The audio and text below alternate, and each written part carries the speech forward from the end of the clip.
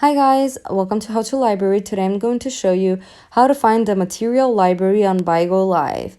Okay, so first you have to get to where I am right now, and to get here, you have to look at the bottom of my screen, and as you can see, there are 5 icons. You have to click on the icon that's on the bottom right corner, the me icon. And when you click on that, that will take you here. Once you're here, we're gonna look at the top right corner. There are 2 icons, a settings icon and like a little person icon. We're going to click on the settings icon. And as you can see, we have a couple of options here.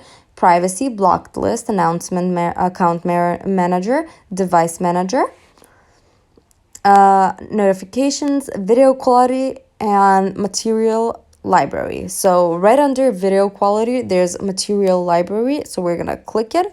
And this is how you get to your material library. Thank you so much for watching. Do click the like button if this video helped you and subscribe to our channel for more helpful videos. Bye guys!